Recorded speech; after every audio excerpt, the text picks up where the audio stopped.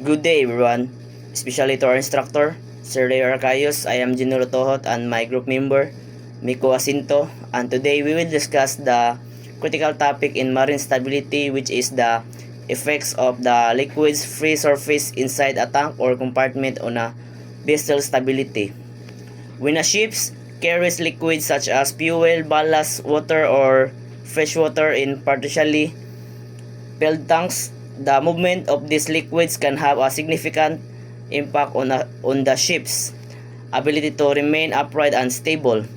This phenomenon, known as the free surface effect, plays a crucial role in both design and safe operation of vessels. Understanding how this effects works and how it can reduce a vessel stability is essential for anyone involved in maritime operation.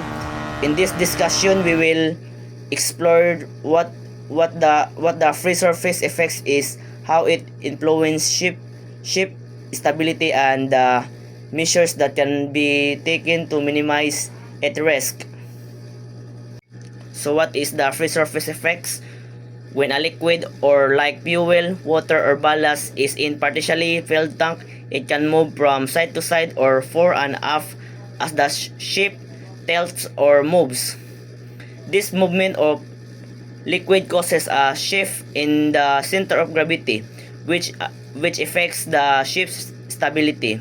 The meaning of this, the free surface effects occurs when a liquid is inside a partially filled tank or compartment is free to move as the vessel rolls, pitches, or heels. This situation is common in tanks that hold fuels, fresh water, ballast, or even cargo liquids.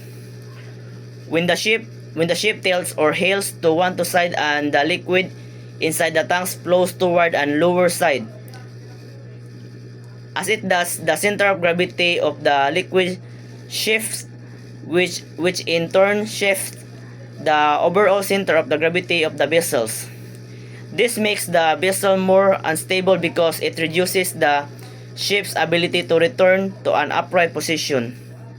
Even though the amount of liquid doesn't change, the movement within the tank acts as if weight is shifting back and forth. This internal movement does not resist the tilt.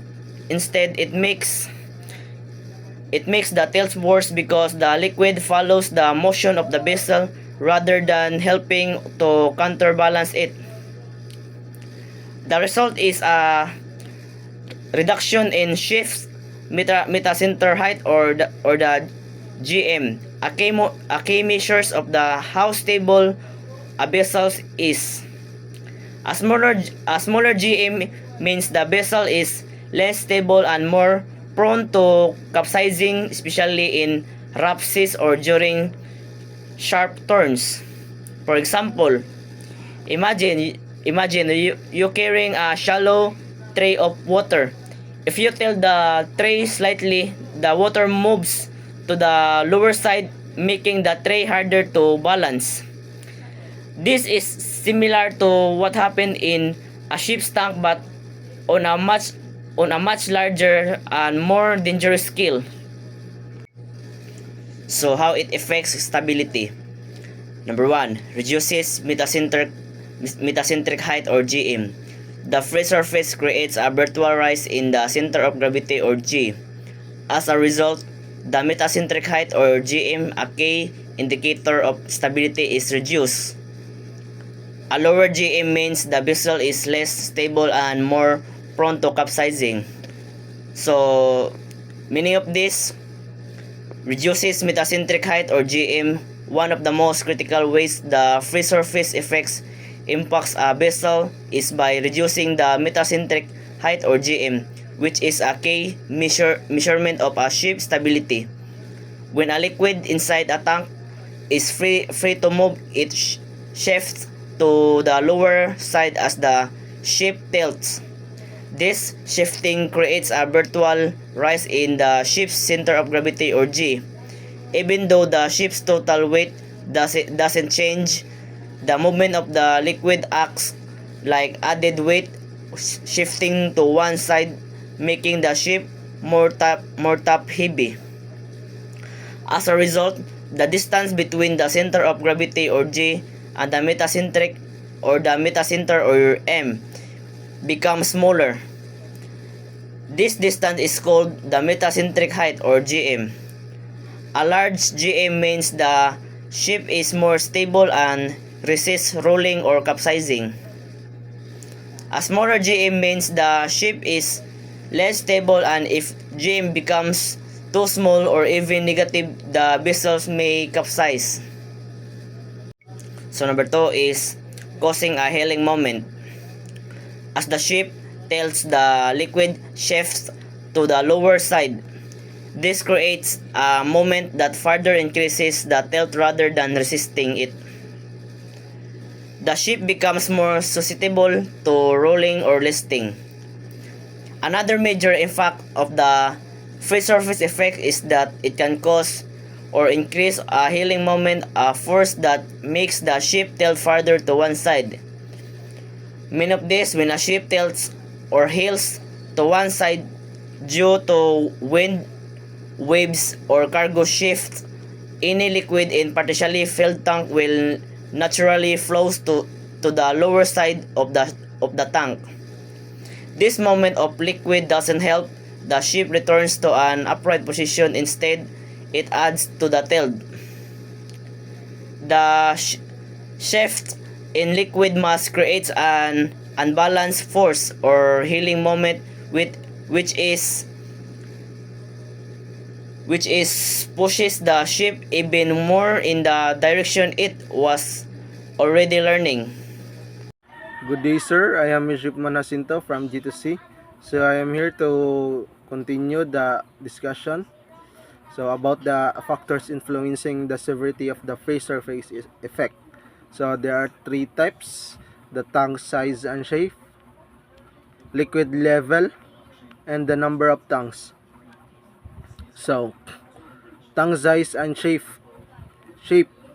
So in larger surface area, a tank with a larger surface area, width, and length experiences a more pronounced free surface effect. This is because a larger surface area means more liquid to free to move, leading to a greater instability. Think of it like this: a wide, shallow pan of water will slosh more easily than a tall, narrow glass. So next, wide tanks. Wide tanks are more problematic than narrow ones because their larger surface area increases the potential for liquid movement, making the vessel more susceptible to rolling and instability. So second, liquid level. So first, there are two types of liquid level. So partially full tanks. The free surface effect is more significant when tanks are partially full. When a tank is only partially filled, there is a large, relatively free moving surface area of liquid. This liquid can shift in response to ship motion, causing instability. Next, full or empty tanks. Fully filled or completely empty tanks do not contribute to the surface effect because there's no free surface for the liquid to move. In a full tank, the liquid is constrained, and in an empty tank, there's no liquid to move. So the last one, number of tanks. Multiple partially filled tanks. Having a multiple partially filled tanks spread across the ship significantly worsens the free surface effect.